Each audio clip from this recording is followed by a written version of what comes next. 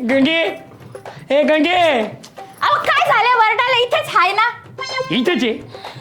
नाही कसं आहे, तुमच्या बायकांना सवय राहती कुठे जायचं तर उशिराने येत्या. टाइम पाय काय झाला? अहो घड्याळ कुठे आहे टाइम बघायला?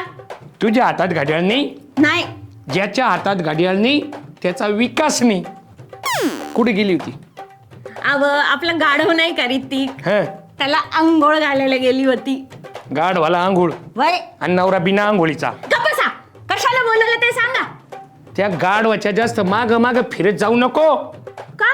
तो ऋतिक एका लातीत घालील तुला भीतीत. कसा? नाही नंतर मला प्रश्न पडेल गंगे, तुला दवाखान्यात नेऊ का मी विलेक्शनला जाऊ? गप्पसा कशासाठी बोलवलं ते सांगा. तुला माहित नाही? नाही. तुला आपली इथे विलेक्शन आहे ते माहित नाही? इलेक्शन म्हणजे काय? हे यांच्यासारख्या लोकांमुळे ना असे बोगस वोटिंग होत्या. तुम्हाला विलेक्शन माहीत नाही, तुम्हाला विलेक्शनची तारीख माहीत नाही आणि मग तुमच्या नावावर बोगस वोटिंग होतं आणि मग चुकीचे माणसं निवडून येत्या आणि काम करणारे बाजूला राहून जात्या. ते एकदम बरोबर बोललात धनी. पण तुला सांगतो गंगे, ह्या टायमाला तोंड पाहून वोटिंग करायची नाही. मग या वेळेला काम पाहून वोटिंग करायची. ज्यांनी केलं काम त्यालाच होईल मतदान. वय हे एकदम बरोबर बोललात. तुला हे तरी माहिती आहे का आपल्या प्रभागातून कोण कोण उभं आहे? नाही माहिती. जाऊ दे, तुला असं नाही कळायचं. तुला मी कामच सांगितो, मग कामच सांगितल्यानंतर तुझ्या लक्षात येईल हे कामं कोणी केले आणि मग कोण उभे तुझ्या लक्षात येईल. मला सांग, जेव्हा आपली चिंगी हरवली होती, तुझी एकटीचीच का? माझी नाही का? आता सापडली ना. आता काला बोंबले ती आणि कोणामुळे सापडली? अंबादास भाऊ खेरे. हा, जेव्हा आपली चिंगी हरवली एक तरी स्वाम्या गोम्या आला होता का मदतीला? नाही. कोणी नाही आलं. एका फोनवर धावणारा माणूस म्हणजे अंबादास भाऊ खैरे आले का नाही? एक फोन केला, धावपळ केली, इकडे जाय तिकडे जाय, चिंगीला शोध, पोलीस स्टेशनला जाय. पोलीस स्टेशनला गेले, त्यांना सांगितलं आजच्या चिंगी शोधून द्यायची आणि चिंगी शोधून काढली. आणि ती कशी शोधली? ते काय म्हणते ते CCTV मध्ये पाहिली. आणि ते CCTV कोणी बसवले? आपले अंबादास भाऊ खैरेंनी. ते CCTV बसवले, चौकात चौकात बसवले, चारी कोपऱ्यात बसवले. म्हणजे नुसतं स्वतःचं घर नाही तर पुऱ्या प्रभागाचे घर सुरक्षित राहिले पाहिजे. हे असे काम आहे आपल्या अंबादास भाऊंचे. गंगी, मी कधी तुझ्या अकाउंटला पैसे टाकीत नाही, तरी सुद्धा तुझ्या अकाउंटला पैसे येतात. कशामुळे माहितीये का? कशामुळे? लाडकी बहीण योजना. आणि ही योजना कोणी सुरू केली? शिंदे साहेबांनी. अगं शिंदे साहेब, एकनाथ साहेब शिंदे यांनी ती लाडकी बहिणीची योजना चालू केली. आणि ती स्कीम आपल्या नाशिकमध्ये आपल्या प्रभागामध्ये कोणी राबवली? अंबादास भाऊ खैरे. अंबादास भाऊनी. मला सांग, तू फॉर्म भरला कोणाच्या ऑफिसला भरला? अंबादास भाऊ खैरेंच्या ऑफिस मध्ये. KYC केली कोणाच्या ऑफिसला गेली? अंबादास भाऊ खैरेंच्या ऑफिस मध्ये. सगळ्या बायकांना बायांना आयांना घेऊन कोणाच्या ऑफिसला गेली? अंबादास भाऊ खैरेंच्या ऑफिस. अकाउंटला पैसे कोणाचे येत्या? अकाउंटला पैसे तुमच्या येत्या ना, का अंबादास भाऊच्या येत्या का?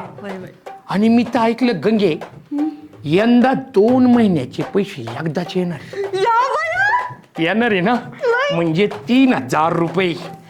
त्याच्यातून फक्त 1000 रुपये तू मला दे. कशाला? अगं म्हणजे इलेक्शन आलं ना ते हे ना बोगस वोटिंग करणारे ना 1000 रुपये देत्या आणि आपले मतं विकित्या. मी कोणाकडूनच पैसे घेणार नाही. कारण यंदा युवा पिढी, तरुण वर्ग आणि जेवढे ज्येष्ठ नागरिक आहे हे सगळे आम्ही अंबादास भाऊच्याच मागे असणार आहे. पैसे कोणाकडून घेणार नाही. आणि तुझ्या त्या 1000 रुपयाची मी चिंगेला ड्रेस आणणार, तुला लुगडं आणणार. अजिबात चिंता करू नको गंगे. आणि तुला माहिती आहे का, अंबादास भाऊने अजून एक स्कीम काढली. कोणती? दरवर्षी करता ते काय ते असतं तुमचं ते 8 मार्चला जागतिक महिला दिन. महिला दिन. तेव्हा तुमच्यासाठी फ्रीज असतं, लकी ड्रॉ असतो आणि भारी भारी बक्षीस, पैठणी. वय काय वय अव तो लकी ड्रॉ हाय. मग ते का फक्त तुमच्यासाठी आहे का? अंबादास भाऊने आमच्यासाठी पण लय काय काय केलेलं आहे. क्रिकेटच्या स्पर्धा, कबड्डी स्पर्धा. आणि आम्हाला काही पैठणी नाही मिळत, रोख पैसे मिळतात तिथं जिंकल्यावर. समजलं का? आता गंगे हे झाले 1 उमेदवार, अजून 3 बाकी. अजून 3? मग यंदा आपल्या प्रभागात 4 उमेदवार आहेत. 4 तुला माहितीच नाही. हे झाले 1. मला सांग, आपल्या प्रभागामध्ये एक गार्डन आहे, त्याचं सुशोभीकरण कोणी केलं? पूनमताई मोगरेंनी. आणि मला सांग, तुम्हाला ते हळदी कुकाला बोली द्या, कोण बोली द्या? अव आम्ही नुसतं हळदी कुंकाला नाही जात. नाही पूनमताई आमच्या समस्या ऐकून घेतात हे. आणि त्यावर निवारणही देतात. हा पूनमताईचे कामं मला फार आवडतात. वय. ते काय तुमच्यासाठी ते दांडिया ठेवतात दांडिया. वय. तू जाती ना दांडिया खेळायला. वय. मला सांग कधी कधी मी घरी नसतो आणि उशिराने दांडिया सुटतो त्यावेळेस तू सुरक्षित घरी येते कशामुळं? पूनमताई मोगरेंमुळे. तेवढा दरारा आहे पूनमताईचा. त्यांचा दरारा हाय. आणि त्यांनी काय केलं माहितीये का ते आपल्या प्रभागात जेवढ्या उडेल लाईट होत्या ना त्या सगळ्या चालू केल्या. त्याचा फायदा मला झाला. तो कस काय? तो म्हणजे असा जेव्हा पण मी कधी कधी घरी येतो आणि लाईटी नसत्या चुकून मी रंबेच्या घरात घुसायचो. पण आता नाही ना गंगे. आता लाईट असल्यामुळं मला माझं घर पटकन दिसतं आणि मी पटकन आपल्या घरी येतो गंगे. असं आहे ते सगळं. आता चांगली कामं करणारे लोकांना निवडून द्यायचंय. अव म्या चालली इलेक्शनला. आता लगेच वय. अरे येडे आता शिक 2 माणसं सांगितली अजून 2 राहिले ना. अव अजून बाकी हाय का? आता 4तून 2 गेल्यावर किती उरले? 2. हकांच्या शाळेत होती व तू हे करायला. हा आता भलते 2 माणसाला वोट करण्यापेक्षा त्या बाकीच्या 2 माणसाची माहिती घेऊन जाय. आता आपल्या प्रभागात कुठली नवी गोष्ट करायची घरली आणि आपण लगेच फोन केला तर लगेच तयार होतात. ते म्हणजे कोण माहिती आहे का? हर्षद भाऊ पटेल. हर्षद भाऊ पटेल. प्रभागात काही पण नवीन गोष्टी करायच्या ठरल्या का फक्त त्यांना फोन करायचा उशीर आहे का लगेच तयार होत्या. ते कोणालाच नाही म्हणत नाही चांगल्या कामाला. वय, ते- पण मला एक सांग गंगे आपण या जयंत्या साजऱ्या करतो महापुरुषांच्या. कुठं कुठं झगडे होत्या कुठं तंटे होत्या पण आजपर्यंत आपल्या प्रभागात झगडे तंटे झाले का? नाही झाले. त्याला कारण आहे हर्षद भाऊ पटेल. जो माणूस स्वतः शांत स्वभावाचा आहे ज्या माणसाला स्वतः झगडे भांडणे आवडत नाही ते आपल्या प्रभागात झगडे भांडणे होऊ देणार आहे का? नाही. अहो प्रभागात तर सोड नवरा बायकोमध्ये पण तंटे होत नाही त्यांच्यामुळं. एवढे शांत स्वभावाचा माणूस आहे. तर यावेळेस आहे ना हे 3रं मत पक्क कोणाला? हर्षद भाऊ पटेल. हर्षद भाऊ पटेल. हे झाले 3रे. अजून 4थे बाकी बरं का? वय. हा आता पुढचे जे उमेदवार आहे ना गंगे ते अनुभवी आहे. वय. हो ते ना त्यांना आपल्या प्रभागाच्या सगळ्या समस्या सगळे झालेले कामं होणारे कामं पुढं काय करायचं मागं काय झालं सगळं माहिती आहे. वय. हो कारण की त्या माजी नगरसेवक आहे. माहिती आहे का कोण? माहिती. कोण? सुनीताताई शिंदे. सुनीताताई शिंदेबद्दल सांगायला गेलं आता तू बघ नाशिकमध्ये जाशील ना कुठं पण कुठं रस्ताच खोदलाय कुठं नाल्याच खोदल्या. आता बाकीच्यांना आत्ता जाग आली आणि जागोजागी खड्डे करून ठेवले. पण सुनीताताईचं तसं नाही. सुनीताताईंनी ना पहिल्यापासून कामं केले. काय काय कामं केली माहिती आहे का तुला? नाही. रस्ते व्यवस्थित एकदम चकाचक लोकांसारखं नाही. आता रस्ते खोदू राहिले इलेक्शन तोंडावर आल्यावर है ना. तू मला सांग आजपर्यंत आपल्या घरात पाणी आलं नाही असं झालं का कधी? नाही. का बरं माहिती का?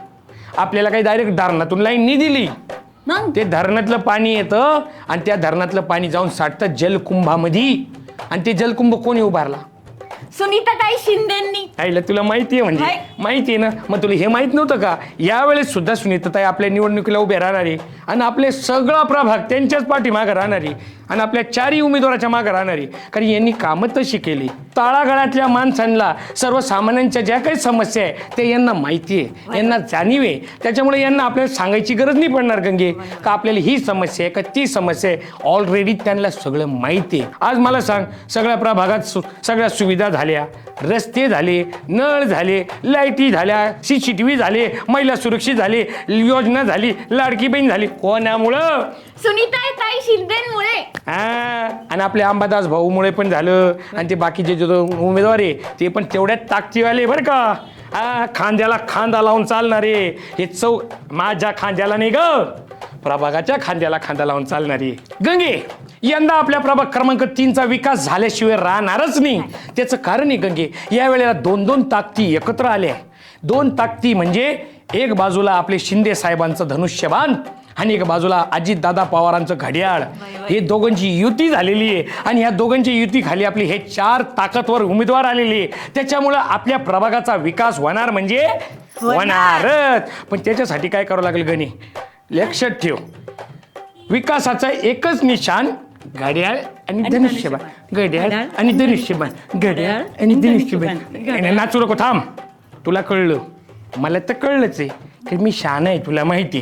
पण यांनाही सांगू दे बाबा हो तुम्ही लक्षात ठेवा यंदा इलेक्शन आलेले 15 जानेवारी लक्षात ठेवायचं.